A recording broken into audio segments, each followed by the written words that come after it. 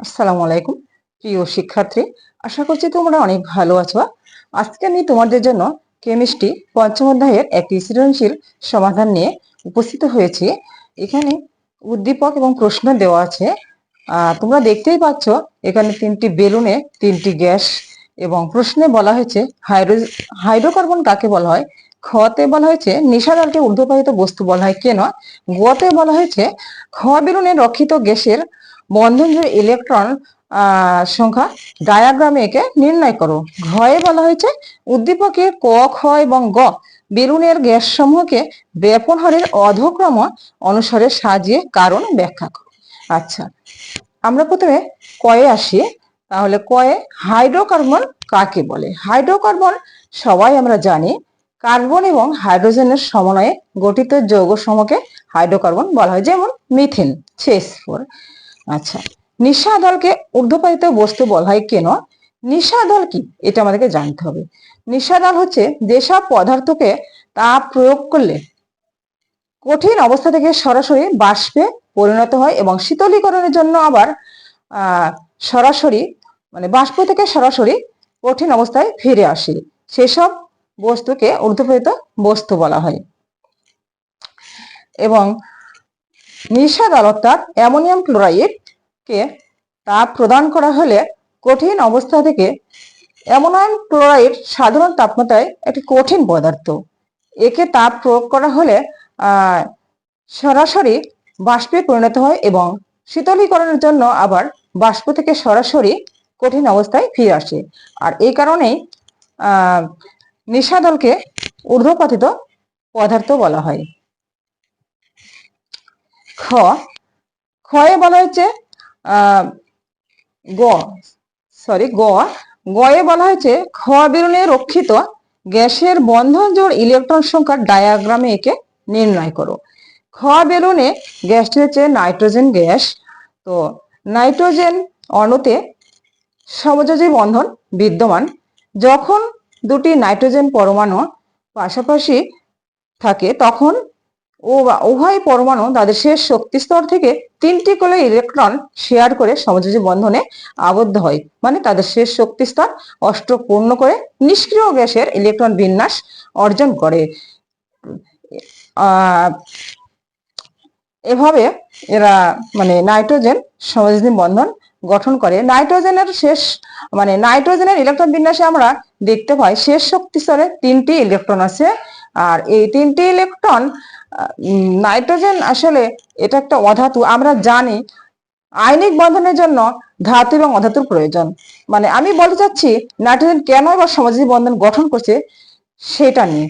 কারণ আমরা জানি যে আয়নিক বন্ধনের জন্য ধাতু এবং অধাতুর প্রয়োজন, কারণ ধাতু ইলেকট্রন ত্যাগ করে অধাতু গ্রহণ করে। নাইট্রোজেন তো অধাতু এবং এর শেষ শক্তি স্তরে তিনটি ইলেকট্রন বিদ্যমান। এই কারণে এরা উভয় পরমাণু কি করে তিনটি করে ইলেকট্রন শেয়ার করে সমযোজী বন্ধনে আবদ্ধ হয়। তো বন্ধন জোড় ইলেকট্রন ডায়াগ্রামে একে নির্ণয় করো। আচ্ছা, দেখা যাক কিভাবে ডায়াগ্রামে এর বন্ধন ইলেকট্রন আমরা নির্ণয় করতে পারি। ডায়াগ্রাম, যেমন গয়ের ডায়াগ্রাম, নাইট্রোজেন এটা যদি নিউক্লিয়াস হয়, এটা হচ্ছে ফার্স্ট সেল, এইটা সেকেন্ড সেল, দুইটা ইলেকট্রন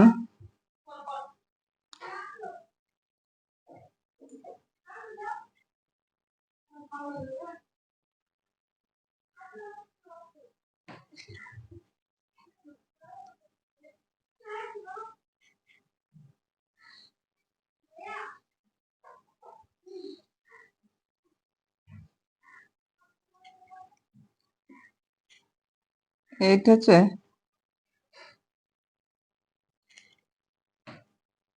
তাহলে এইখানে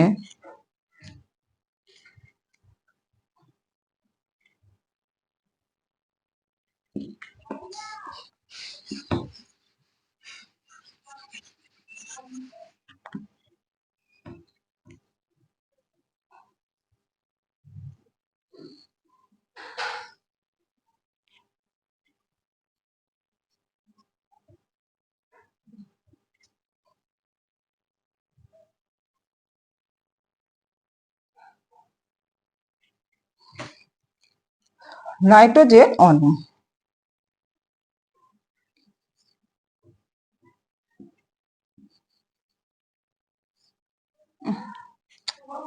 নাইট্রোজেন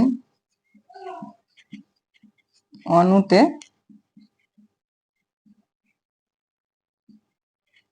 সমযোজী বন্ধন। দেখতেই পাচ্ছ, আমরা জানি যে ফার্স্ট সেলে 2টি ইলেকট্রন থাকে, সেকেন্ড সেলে নাইট্রোজেনের ইলেকট্রন কয়টি? নাইট্রোজেন ইলেকট্রন 60টি। তাহলে ফার্স্ট সেলে 2টি থাকলে সেকেন্ড সেলে থাকবে 5টি। তাহলে এখানে 2টি ইলেকট্রন আছে, এখানে দেবে বাকি 3টি ইলেকট্রন, মানে বাকি 2টি নাইট্রোজেন পরমাণুর 3টি করে ইলেকট্রন শেষ শক্তি স্তরে 3টি করে ইলেকট্রন কি করেছে? শেয়ার করছে। এই 3টা ইলেকট্রন সাথে শেয়ার করছে। এটাও নাইট্রোজেন, এইটাও নাইট্রোজেন, 2টা নাইট্রোজেন পরমাণু শেষ শক্তি স্তরে 3টি করে ইলেকট্রন শেয়ার করে সমযোজী বন্ধনে আবদ্ধ হয়েছে। তাহলে এখানে ইলেকট্রন দাঁড়িয়েছে 3 দুগুণা মানে 6টি, মানে 3 জোড়া ইলেকট্রন। এখানে 1 জোড়া, 2 জোড়া, 3 জোড়া, এখানে 3 জোড়া ইলেকট্রন আছে। আমরা ডায়াগ্রামে দেখতে পাচ্ছি এখানে 3 জোড়া ইলেকট্রন আছে। এখানে বলা হয়েছে বন্ধন জোড় ইলেকট্রন সংখ্যা ডায়াগ্রামে এঁকে নির্ণয় করতে হবে। তাহলে এখানে বন্ধন জোড় ইলেকট্রন, এখানে 3 জোড়া ইলেকট্রন আছে। বন্ধন জোড় ইলেকট্রন মানে কি? বন্ধন জোড় ইলেকট্রন হচ্ছে যে ইলেকট্রন সমূহ বন্ধনে অংশগ্রহণ করেছে। আমরা দেখতেই পাচ্ছি এখানে 3টি ইলেকট্রন শেষ শক্তি স্তরে 3টি ইলেকট্রন সমযোজী বন্ধনে অংশগ্রহণ করেছে। সুতরাং এখানে বন্ধন জোড় ইলেকট্রন সংখ্যা 3, মানে 3 জোড়া ইলেকট্রন এখানে বন্ধনে অংশগ্রহণ করেছে। তো এই হচ্ছে ডায়াগ্রাম, এবং ডায়াগ্রামের বন্ধন জোড় ইলেকট্রন, যেসব ইলেকট্রন বন্ধনে অংশগ্রহণ করেছে অর্থাৎ বন্ড পেয়ার। আর বাকি 2টি কি বলা হয়? এগুলোকে মুক্ত জোড় ইলেকট্রন বলা হয়। এখানে এগুলো লেখার প্রয়োজন নেই, আমি আসলে তোমাদের মানে বোঝার জন্য বলছি। যেসব ইলেকট্রন বন্ধনে অংশগ্রহণ করে তাদেরকে বন্ধন জোড় ইলেকট্রন বলে, আর যেগুলো বন্ধনে অংশগ্রহণ করে তাহলে তাদেরকে মুক্ত জোড় ইলেকট্রন বলে, মানে বন্ড পেয়ার এবং লোন পেয়ার। তো আশা করছি বুঝতে পেরেছ এই যে ডায়াগ্রাম এবং ইলেকট্রন জোড়। তো এই যে 3 জোড়া ইলেকট্রন বন্ধনে অংশগ্রহণ করছে, কারণ আমাদেরকে এটাই বের করতে বলা হচ্ছে ডায়াগ্রামে একে ইলেকট্রন নির্ণয় করতে, মানে বন্ধন জোড় ইলেকট্রন। তো এই হচ্ছে গয়ের অ্যান্সার। এবার ঘয়ে যাওয়া যাক। উদ্দীপকের ঘতে কি বলা হয়েছে? ক, খ এবং গ বেলুনের গ্যাস সমূহকে ব্যাপন হারের অধক্রম অনুসারে সাজে কারণ ব্যাখ্যা করতে হবে। আচ্ছা, ক, খ এবং গয়ে 3টি বেলুনে carbon die oxide gas, nitrogen gas এবং সালফার ডাই অক্সাইড গ্যাস আছে, তোমরা দেখতেই পাচ্ছ। তো ব্যাপন হার নির্ভর করে কোনো গ্যাসের আণবিক ভরের উপর। যে গ্যাসের আণবিক ভর যত বেশি সেই গ্যাসের ব্যাপন হার তত কম হয়, এবং যে গ্যাসের আণবিক ভর যত কম সেই গ্যাসের মানে ব্যাপন হার তত বেশি। তো দেখা যাক, তাহলে এটা জানার জন্য আমাদেরকে গ্যাসগুলোর আণবিক ভর বের করতে হবে। বেলুনে রক্ষিত 3টি গ্যাস আছে, এই বেলুনে রক্ষিত গ্যাসগুলোর আণবিক ভর বের করে আমরা এর ব্যাপন হারের অধক্রমটা কিভাবে সাজাতে পারি দেখা যাক। প্রথমে কার্বন ডাই অক্সাইড। আচ্ছা, বেলুনে রক্ষিত কার্বন ডাই অক্সাইড গ্যাসের আণবিক ভর, কার্বন ডাই অক্সাইড সমান কত? কার্বন 12। আণবিক ভর বের করতে হয় কিভাবে? অবশ্যই জানো, আণবিক ভর বের করার সময় আমরা যে মৌলের আণবিক মানে যে গ্যাসের আণবিক ভর বের করব সেই তার প্রতিটি মৌলের, সেই গ্যাসে যে মৌল আছে তার প্রতিটি মৌলের আপেক্ষিক পারমাণবিক ভরকে ওই মৌলের পরমাণু সংখ্যা দিয়ে গুণ করে যোগ করব। তাহলে এখানে কার্বন আছে, কার্বন 12 যোগ অক্সিজেন আছে, অক্সিজেন 2টা, 16 গুণ 2, তাহলে কি দাঁড়াচ্ছে এখানে 12, 16 দুগুণ কত? 32, টোটাল 44।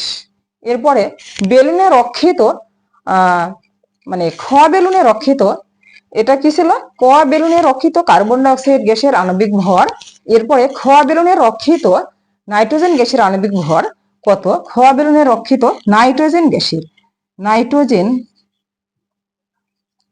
সমান আমরা জানি 14 নাইট্রোজেন, এখানে নাইট্রোজেন 2টি পরমাণু, তাহলে এটা হচ্ছে 28। খ বেলুনে রক্ষিত নাইট্রোজেন গ্যাসের আণবিক ভর 28। এবার গ বেলুনে রক্ষিত সালফার ডাই অক্সাইড গ্যাসের আণবিক ভর কত হয়? আচ্ছা, গ বেলুনে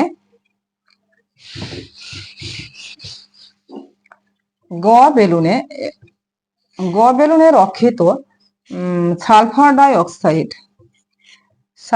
অক্সাইড গ্যাসের সালফার 32 যোগ এখানে অক্সিজেন 16, অক্সিজেন আছে 2টা, তাহলে কত হয়? 32 যোগ 16 দুগুণ 32, মানে এটা হচ্ছে 64।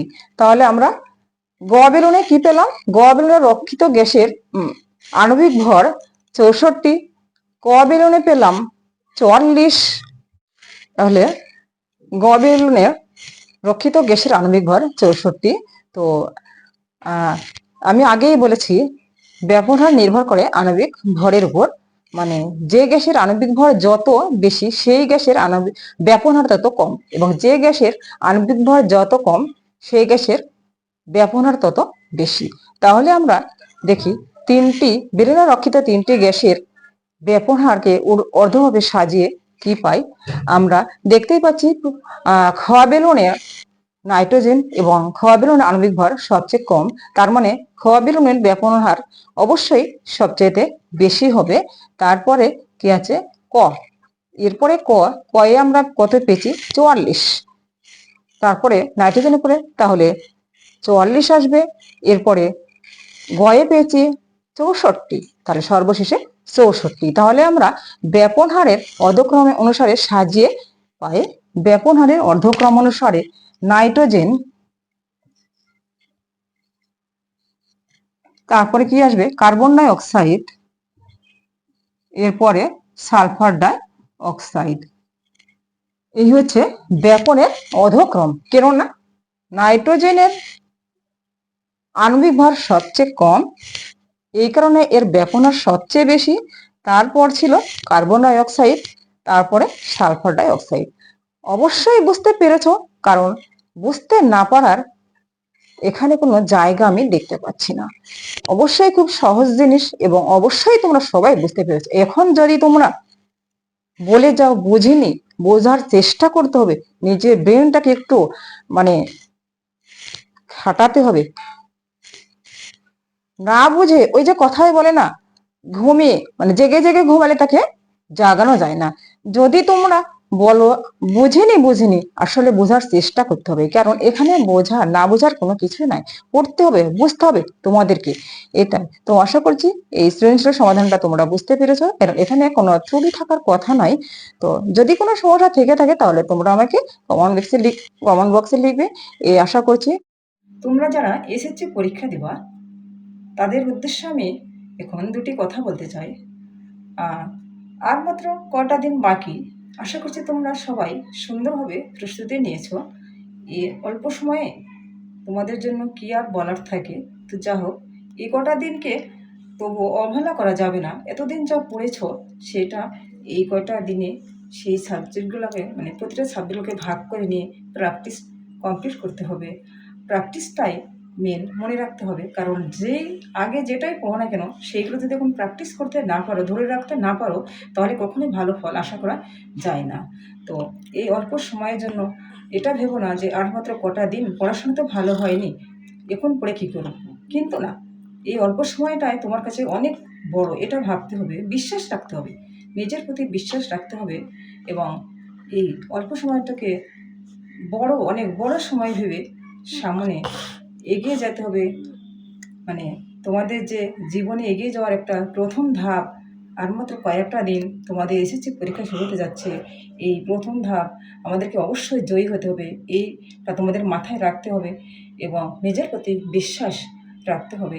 তো তোমাদেরকে সবসময় মনে রাখতে হবে আমরা পারবো, আমরা জয়ী। অবশ্যই আমাদেরকে পারতে হবে, মনোযোগ সহকারে তোমাদেরকে প্র্যাকটিস শেষ করতে হবে।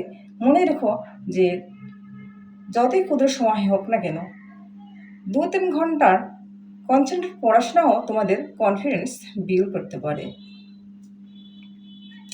তো পড়াশোনায় তোমাদেরকে মনোযোগী হতে হবে। যত মনোযোগ সহকারে পড়াশোনা করবা, পরীক্ষা তোমাদের কাছে ততই সহজ মনে হবে। তোমাদের মনে প্রশ্ন আসবে, আমি তো পড়ছি, তাহলে অবশ্যই পরীক্ষা ভালো কিছু করব। তো যদি কখনো ভুল হয়ে যায় তাহলে তোমরা ঘাবড়িও না, মানে নিজেকে দুর্বল ভেবো না, পিছিয়ে পড়ার চেষ্টা করো না, সামনে এগিয়ে যেতেই হবে এটা ভাবো। ভুল হয়ে গেলে অ্যানালাইসিস করো, আবার ইমপ্রুভ করো।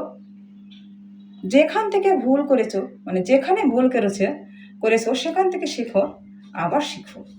তো এই মাত্র কটা দিনে আমি আর কি বলতে পারি। আশা করছি তোমরা সবাই ভালো প্রস্তুতি নিয়েছো এবং সেভাবে প্র্যাকটিস করো, পড়াশোনা চালিয়ে যাও, সময়ের মূল্য দাও। রুটিন অনুযায়ী যেভাবে পড়ছিলা সেভাবে পড়ো।